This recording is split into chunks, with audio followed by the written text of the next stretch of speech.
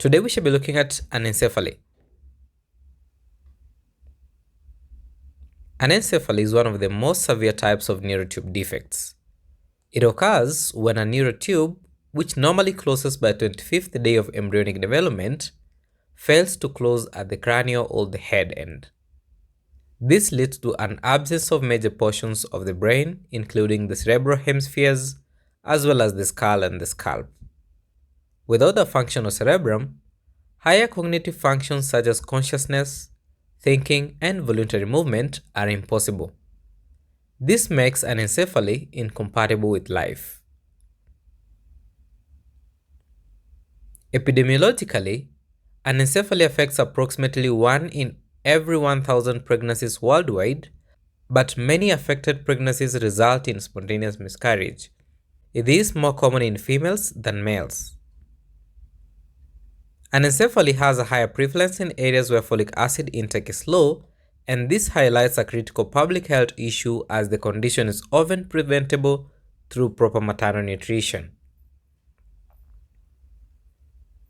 The etiology of anencephaly involves a complex interplay of genetic and environmental factors.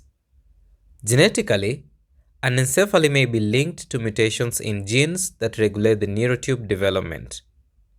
Environmentally, folic acid deficiency is the leading contributor in the development of anencephaly. Other risk factors include maternal diabetes, obesity, the use of certain anti-epileptic drugs such as valproic acid, and a prior history of neurotube defects in a previous pregnancy.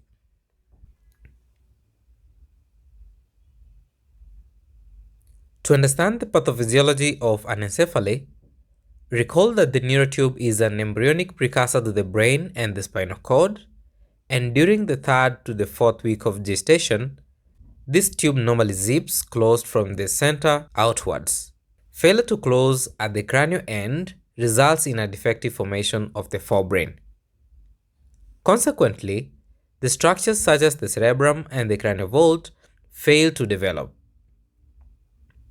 Any exposed brain tissue becomes necrotic due to exposure to amniotic fluid, resulting in a gelatinous mass with no functional capability. When looking at the clinical features of anencephaly, infants with anencephaly present with a flat skull base and an absent cranial vault. This leaves the exposed brain tissue vulnerable. Facial abnormalities such as cleft lip or abnormal ear placement may be present.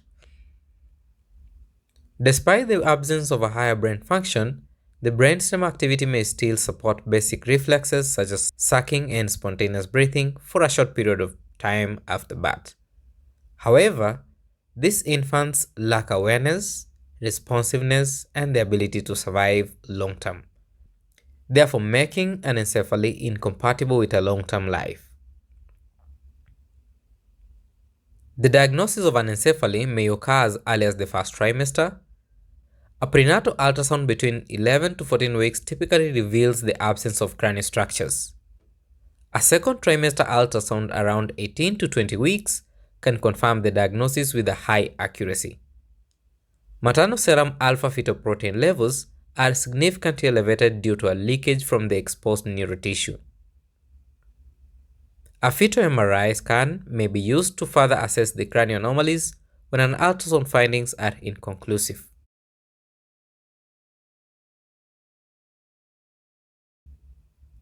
Unfortunately, anencephaly is not treatable. Its management depends on the gestational age of diagnosis, and if carried to term, the care focuses on providing the comfort to the newborn and psychological support to the family. The nursing care includes ensuring warmth and alleviation of any distress, family-centered counseling including anticipatory grief support as it is essential for holistic management. Prevention of anencephaly hinges on adequate folic acid intake before and during early pregnancy. The World Health Organization recommends 400 micrograms of folic acid daily for women of reproductive age, starting at least 1 month before conception. For women with a history of neurotube defects, higher doses such as 4 mg daily may be indicated. And as healthcare professionals, We need to promote preconception education and supplementation. In terms of prognosis, anencephaly carries a grim prognosis. Most fetuses are either stillborn or die within hours to days of birth.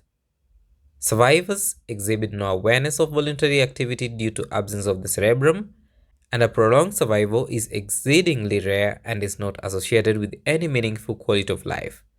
Therefore, counseling should focus on emotional and psychological support for these parents.